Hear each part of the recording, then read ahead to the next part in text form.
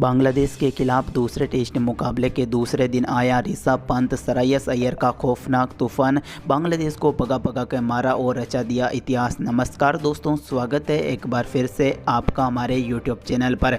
दोस्तों, भारत और बांग्लादेश के बीच दूसरे टेस्ट मुकाबले के दूसरे दिन किस तरह ऋषभ पंत और श्रेयस अय्यर की धमाकेदार पारी हमें देखने को मिली, वो हम आपको इस वीडियो में बताएंगे। दोस्तों, बस बने रहना आप इस वीडियो में शुरू से लगाकर लास्ट तक।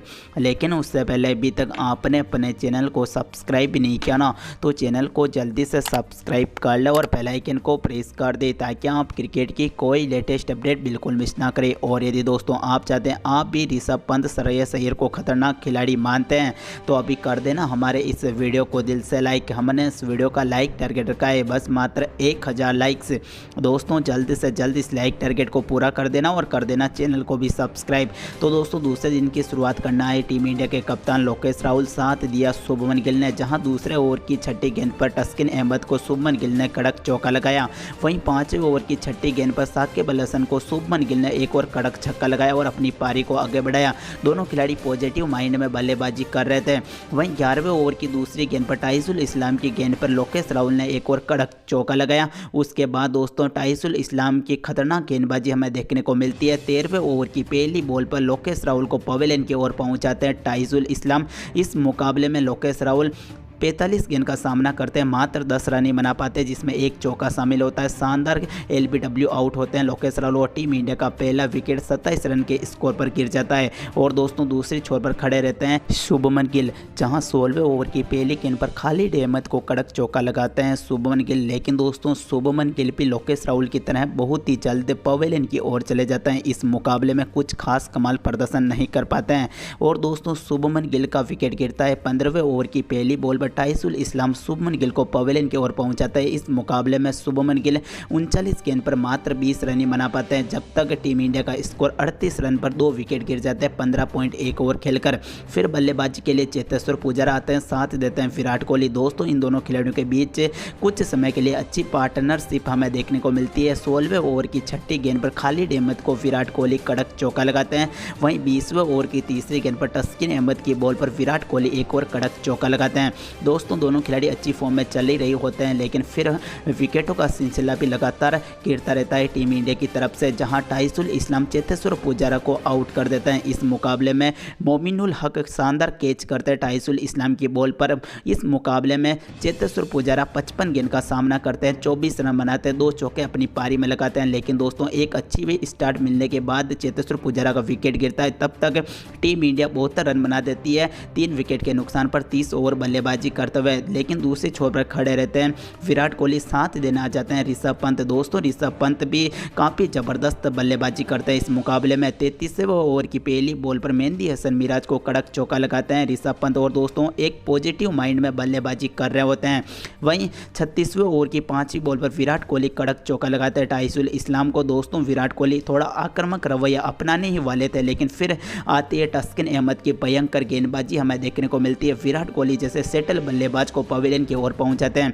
पीछे नूरुल हसन शानदार कैच करते हैं और विराट कोहली पवेलियन की ओर चले जाते हैं। इस मुकाबले में 73 गेंद का सामना करते हैं, 24 रन बना पाते हैं। विराट कोहली अपने मुकाबले में मात्र 3 चौके लगाते हैं और विराट कोहली जब तक आउट होते हैं तब तक टीम इंडिया का स्कोर 94 रनों पर 4 विकेट के नुकसान पर टीम इंडिया गंवा देती है। तब तक टीम इंडिया 37.4 ओवर बल्लेबाजी कर चुकी होती है। फिर दोस्तों ऋषभ पंत का साथ देने के लिए बल्लेबाजी करने आता है श्रेयस अय्यर। दोनों खिलाड़ियों के बीच जबरदस्त पार्टनरशिप हमें देखने को मिलती है। मेहंदी हसन मिराज के 38वें ओवर की दूसरी गेंद पर ऋषभ पंत कड़क चौका लगाते हैं। वहीं 41वें ओवर की 5वीं गेंद पर तस्किन अहमद की गेंद पर श्रेयस अय्यर एक और कड़क चौका लगाते हैं। इसी ओवर में एक और कड़क चौका श्रेयस अय्यर के बल्ले से हमें देखने को मिलता है।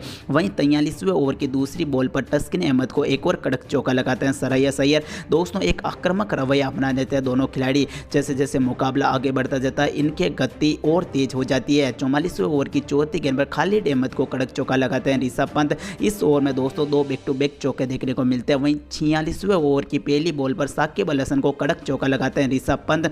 उसके बाद दोस्तों 47वें ओवर की दूसरी बॉल पर ताइजुल इस्लाम को कड़क छक्का लगाते हैं ऋषभ पंत। दोस्तों ऋषभ पंत इस मुकाबले में जबरदस्त बल्लेबाजी कर रहे होते हैं। वहीं 47वें ओवर की तीसरी बॉल पर ताइजुल इस्लाम की गेंद पर ऋषभ पंत 2 रन पाकर अपनी हाफ सेंचुरी को पूरा कर लेते हैं। ऋषभ पंत 50 के नज़दीक आने के बाद 50 पूरा करते हैं। वहीं 48वें ओवर की चौथी गेंद पर पर साकिब अल हसन को सरयस अय्यर कड़क चौका लगाते हैं तो 48वें ओवर की छठी गेंद पर एक और चौका देखने को मिलता है सरयस अय्यर के बल्ले से। वहीं 50वें ओवर की तीसरी बॉल पर साकिब अल हसन को कड़क छक्का लगाते हैं ऋषभ पंत।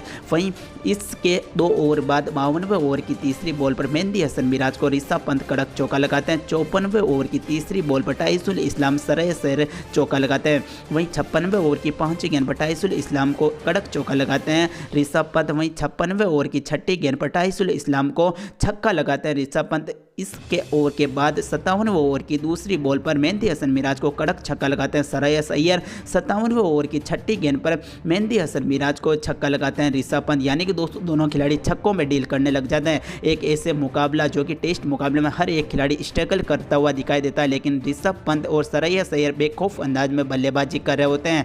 वहीं 58वें ओवर की तीसरी गेंद पर खालिद अहमद को कड़क सिंगल लेकर अपनी हाफ सेंचुरी को पूरा कर लेते हैं। वहीं 59वें ओवर की 5वीं गेंद पर साकिब अल हसन की बॉल पर सरयस अय्यर एक और कड़क छक्का लगाते हैं।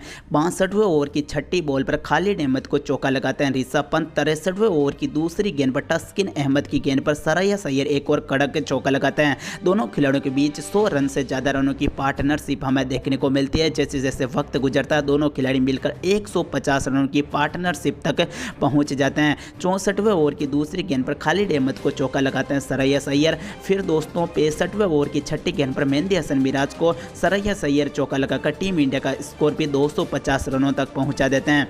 वहीं दोस्तों फिर आता है मेहंदी हसन मिराज की घातक गेंदबाजी। 67वें ओवर की 5वीं बॉल पर ऋषभ पंत आउट हो जाते हैं, अपनी सेंचुरी को मिस करते हैं, लेकिन 93 रन की शानदार पारी ऋषभ पंत द्वारा हमें देखने को मिलती है। नूर अल हसन शानदार कैच करता है। इस मुकाबले में ऋषभ पंत 7 चौके 5 गगनचुंबी छक्के अपनी बल्लेबाजी में लगाते हैं, सबका दिल जीत लेते हैं ऋषभ पंत इससे बल्लेबाजी से। दोस्तों ऋषभ पंत तब तक आउट होते हैं, तब तक टीम इंडिया का स्कोर 253 रनों तक पहुंच जाता है 5 विकेट के नुकसान पर 67.5 ओवर खेलकर। लेकिन फिर दोस्तों बल्लेबाजी करने के लिए आते हैं अक्षर पटेल, साथ देते हैं सरयस अय्यर का।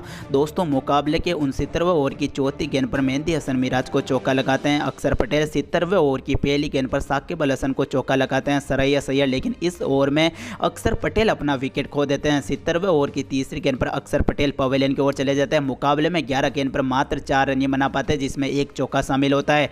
सरयस अय्यर दोस्तों एक छोर पर डटे रहते हैं, लेकिन विकेटों का पतन जारी रहता है। अक्षर पटेल जब तक आउट होते हैं तब तक टीम इंडिया 264 रन बना दिए होते हैं, लेकिन दूसरे छोर पर शानदार बल्लेबाजी कर रहे होते हैं सरयस अय्यर। 71वें ओवर की चौथी गेंद पर ताइसुल इस्लाम को रविचंद्रन अश्विन चौका लगाते हैं, क्योंकि फिर बल्लेबाजी करने के लिए मैदान पर आ ही जाते हैं। लेकिन 72वें ओवर की चौथी गेंद पर साकिब अल हसन सरयस अय्यर को पवेलियन की ओर पहुंचा देते हैं। सरयस अय्यर भी अपनी सेंचुरी को मिस कर देते हैं, 87 रन बना पाते हैं, जिसमें 10 चौके 2 छक्के अपनी पारी में शामिल होते हैं। सरयस अय्यर आउट होते हैं, तब तक टीम इंडिया का स्कोर 271 रनों तक पहुंच जाता है 7 विकेट के नुकसान पर। तब तक टीम इंडिया 72.4 ओवर बल्लेबाजी कर चुकी होती है, लेकिन दूसरी छोर पर बल्लेबाजी कर रहे होते हैं रविचंद्रन अश्विन, साथ देना आते हैं जयदेव उनादकट।